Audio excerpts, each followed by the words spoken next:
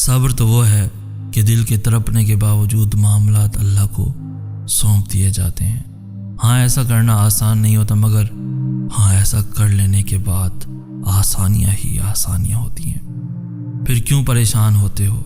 جو کام تم نہیں کر سکتے انہیں اللہ کے حوالے کرنا سیکھو، اور جو کام اللہ کے حوالے کر دو اس پر کبھی پریشان مت ہو۔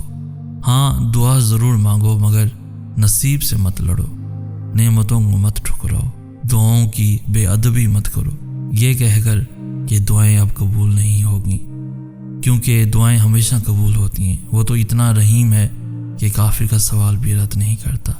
اس کی شان کو تو یہ گوارا بھی نہیں کہ اس کے در سے اس کو نہ ماننے والا شخص بھی خالی ہاتھ لوٹے۔ پھر وہ کیسے تمہارا سوال رد کر سکتا ہے؟ وہ کیسے تمہاری آواز کو انسنا کر سکتا ہے؟ جب تم اسے بار بار پکارتے ہو تو بس یقین کے ساتھ سب کچھ اس کے سپرد کر دو، کیونکہ جب کام اس کو سونپ دیا جاتا ہے تو وہ دنیا کی ہر طاقت کو پکا کر کے اس کام کے مکمل ہونے کے لیے پابند کر دیتا ہے۔ اور پھر جب تم اللہ کے فیصلوں پر سر جھکانا سیکھ جاتے ہو تب وہ تمہیں کن سے نواز دیتا ہے۔ بس پھر تم ہوتے ہو، اللہ ہوتا ہے، تمہاری جیت ہوتی ہے اور بدلتا ہوا مقدر ہوتا ہے۔ بد نصیبی صرف چیز کے نہ ملنے کو نہیں کہتے، بلکہ بد نصیب تو وہ ہوتا ہے جس کو اللہ آنکھ سے نوازتا تو ہے مگر بینائی چھین لیتا ہے۔ اور جانتے ہو کس چیز کی بینائی؟ اللہ کو دیکھنے کی بینائی۔ کچھ کو وہ زبان تو دیتا ہے مگر اچھے الفاظ بولنے سے وہ ساری عمر قاصر رہتے ہیں، کیونکہ کچھ لوگوں کا وجود اس کانٹے کی مانند ہوتا ہے جو پھول کے ساتھ رہ کر بھی ہمیشہ چپتا ہے۔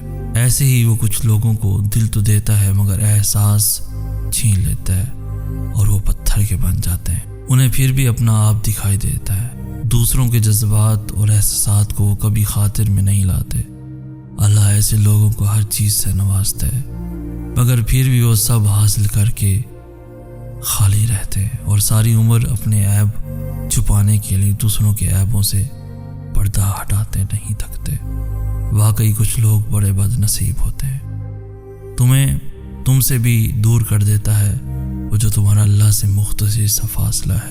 نصیب ہرا دیتا ہے تو دعاؤں میں شدت آ جاتی ہے، شاید اسی لیے محبت اللہ تک پہنچنے کا آخری راستہ ہے۔ چند لفظوں پہ ہی ہو گئے ہو عاشق بار، ابھی تو زندگی کی کتاب کا یہ پہلا ہی صفحہ ہے۔ مجھے راس نہیں آتی لہجوں کی یہ بیزاریاں، میرا تو گھر میں سب سے الگ تنہا کمرہ ہے۔ آپ کو بھولنے پر بات تو ہوئی ہے اللہ سے، مگر آپ کے واپس لوٹ آنے کا بھی خدشہ ہے۔ خود ہی دکھاتے ہیں دل، پھر کہتے ہیں کھانے سے کیسی ناراضگی۔ دیکھیے جانے دیجیے، میرا بھی یہ پہلا ہی لقمہ ہے۔ کیوں سمجھا رہے ہو اسے احساس کا مطلب جو تمہارے تڑپنے پر ہنستا ہے؟ ایک دفعہ پڑھ لیا تو انکار کفر ہے، وحدانیت پہ قائم محبت کا کلمہ ہے، شامل وہ بھی ہے ہر جرم میں برابر۔ نہ میں پارسا ہوں نہ ہی وہ فرشتہ ہے، بن ملاقات کے سکون نہیں آئے گا، پھر اللہ سے ملنے کا سودا غم تو بہت عمدہ ہے، شارک تو بہت دور کا قصہ ہے، بسنے کو ہر دل میں بستا ہے۔ اب تک ہو بیزار، اب تک ہو پچھتاوے میں گرفتار، جس ضبط کو تم صبر کہہ رہے ہو وہ تو انداز شکوہ ہے۔ تمہیں جس رب کو شروع میں ڈھونڈنا چاہیے اسے آخر میں ڈھونڈتے ہو، بس یہی تو تمہارا مسئلہ ہے۔ تم عبادت میں شمار کرتے ہو اسے، میرے لیے عشق کی انتہا سجدہ ہے۔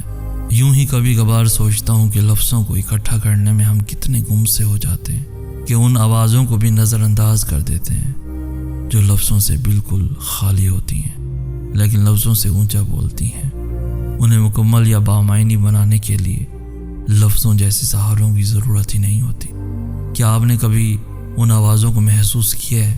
غم کی آواز، سسکیوں کی آواز، آنکھوں کی آواز، حقیقت سے دور بھاگتے ہوئے دبے پیروں کی آواز، تپتی ہوئی دھوپ میں تیز چلتی ہوئی ہوا سے زمین پہ گرتے ہوئے پتوں کی آواز، کسی اپنے کو جاتا دیکھ کر مسکراتے ہوئے لبوں سے اس کا دامن پکڑ کر تڑپتے ہوئے اسے روکنے کی آواز۔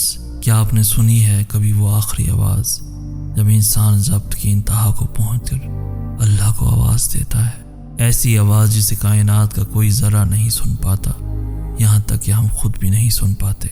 میں سوچتا ہوں کتنی آوازوں پر بھاری ہوتی ہے وہ ایک آخری آواز، جس کے بعد انسان اللہ تک پہنچ جاتا ہے، جس کے بعد اللہ انسان کو اس کی چاہت سے نواز دیتا ہے اور کسی کو کانوں کان خبر بھی نہیں ہوتی۔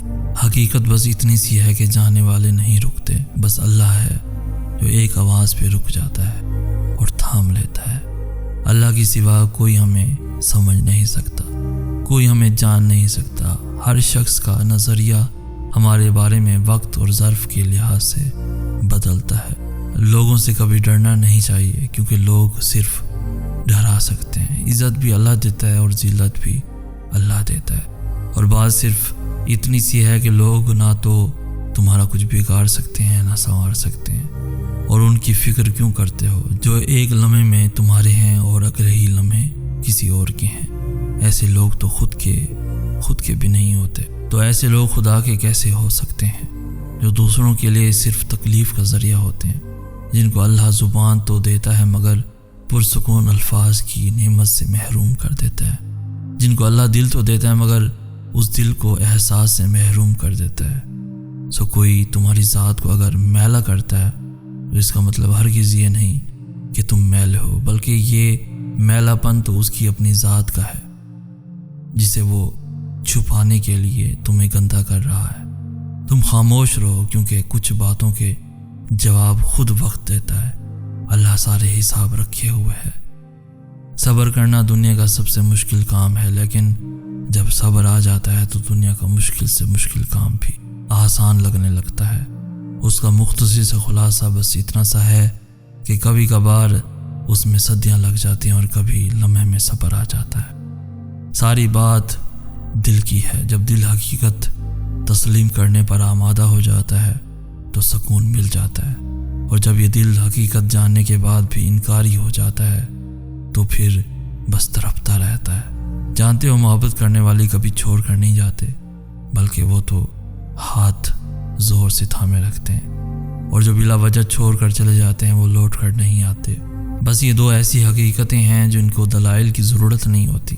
پہلی حقیقت تو انسان مسکرا کر مان لیتا ہے، لیکن دوسری حقیقت پہ وہ دلائل مانگنے لگتا ہے، کیونکہ دل راضی جو نہیں ہو پاتا، حالانکہ جانتا وہ بھی ہے کہ اب وہ جانے والا واپس نہیں آئے گا، مگر پھر بھی کہیں نہ کہیں خود کو تسلی دیتا ہے کہ نہیں، وہ لوٹ آئے گا، اور یہ نارمل بات ہے، کیونکہ یہ انسانی فطرت ہے۔ تبھی تو پھر تم ہمیشہ تکلیف میں رہتے ہو۔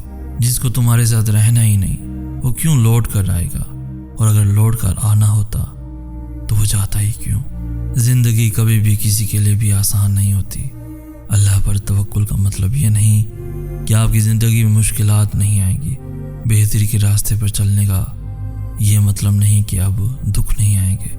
زندگی کا کوئی بھی موڑ آسان نہیں ہوتا، مشکلات بھی آتی ہیں اور دکھ بھی ملتے ہیں، لیکن جب اللہ کی رضا میں راضی رہنا سیکھ لیتے ہیں اور اللہ کے انتخاب کردہ راستوں پر چلتے ہیں تو دکھ میں بھی مزہ آنے لگتا ہے، ہر غم میں سکون ملنے لگتا ہے، کیونکہ دل اس بات پر مطمئن ہوتا ہے کہ یہ اللہ کا انتخاب کردہ راستہ ہے اور اس میں اللہ کی رضا ہے، اور جس چیز میں اللہ کی رضا ہوتی ہے وہ کبھی ہمیں بے سکون نہیں کرتی۔